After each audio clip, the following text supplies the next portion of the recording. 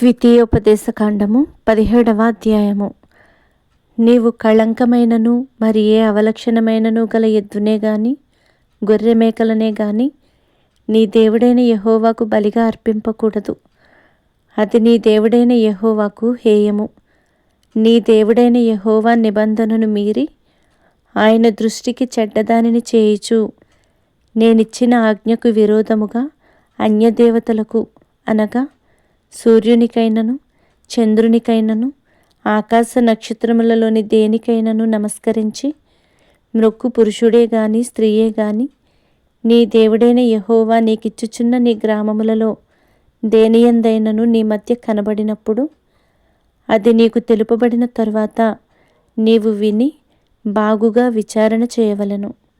అది నిజమైన ఎడల అనగా అట్టి హేయక్రియ ఇశ్రాయేలీలలో జరిగియుండుట వాస్తవమైన ఎడల ఆ చెడ్డ కార్యము చేసిన పురుషుని గాని స్త్రీని గాని నీ గ్రామముల వెలుపలికి తీసుకొని పోయి రాళ్లతో చావగొట్టవలెను.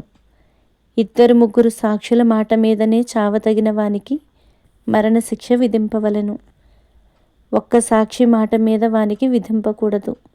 వాని చంపుటకు మొదట సాక్షులను తరువాత జనులందరూ వాని మీద చేతులు వేయవలెను. అట్లు నీ మధ్య నుండి ఆ చెడుతనమును పరిహరింపవలెను. హత్యకు వ్యాజ్యమునకు దెబ్బకు నీ గ్రామములలో వివాదములు పుట్టగా వీటి భేదము కనుగొనుటకు నీకు సాధ్యము కాని ఎడల నీవు లేచి నీ దేవుడైన యెహోవా ఏర్పరచుకొను స్థలమునకు వెళ్ళి యాజకులైన లేవీయులను ఆ దినములలో నుండి న్యాయాధిపతిని విచారింపవలెను. వారు దానికి తగిన తీర్పు నీకు తెలియచెప్పుదురు. యెహోవా ఏర్పరచుకొను స్థలమున వారు నీకు తెలుపు తీర్పు చొప్పున నీవు జరిగించి వారు నీకు తేటపరచు అన్నిటి చొప్పున తీర్పు తీర్చుటకు జాగ్రత్త పడవలెను. వారు నీకు తేటపరచు భావము చొప్పునను వారు నీతో చెప్పు తీర్పు చొప్పునను నీవు తీర్చవలెను. వారు నీకు తెలుపు మాట నుండి కుడికి గాని ఎడమకు గాని నీవు తిరగకూడదు. మరియు ఎవడైనను మూర్ఖించి అక్కడ నీ దేవుడైన యెహోవాకు పరిచర్య చేయుటకు నిలుచు యాజకుని మాటనే గాని ఆ న్యాయాధిపతి మాటనే గాని విననొల్లని ఎడల వాడు చావవలెను. అట్లు చెడుతనమును ఇశ్రాయేలీయులలో నుండి పరిహరింపవలెను. అప్పుడు జనులందరూ విని భయపడి మూర్ఖవర్తనము విడిచిపెట్టెదరు. నీ దేవుడైన యెహోవా నీకిచ్చుచున్న దేశమున నీవు ప్రవేశించి దాని స్వాధీనపరుచుకొని అందులో నివసించిన చుట్టూనున్న సమస్త జనము వలె నా మీద రాజును నియమించుకొందుననుకొనిన ఎడల నీ దేవుడైన యెహోవా ఏర్పరచు వానిని ఆవశ్యముగా నీ మీద రాజుగా నియమించుకొనవలెను. నీ సహోదరులలోనే ఒకని నీ మీద రాజుగా నియమించుకొనవలెను. నీ సహోదరుడు కాని అన్యుని నీ మీద నియమించుకొనకూడదు. అతడు గుర్రములను విస్తారముగా సంపాదించుకొనవలదు.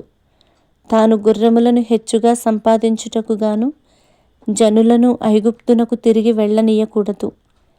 ఏలయనగా యెహోవా ఇక మీదట మీరు ఈ త్రోవను వెళ్ళకూడదని మీతో చెప్పెను. తన హృదయము తొలగిపోకుండునట్లు అతడు అనేక స్త్రీలను వివాహము చేసుకొనకూడదు. వెండి బంగారములను అతడు తన కొరకు బహుగా విస్తరింపచేసుకొనకూడదు. మరియు అతడు రాజ్య సింహాసనమందు ఆసీనుడైన తరువాత లేవీయులైన యాజకుల స్వాధీనములోనున్న గ్రంథమును చూచి ఆ ధర్మశాస్త్రమునకు ఒక ప్రతిని తన కొరకు వ్రాసుకొనవలెను.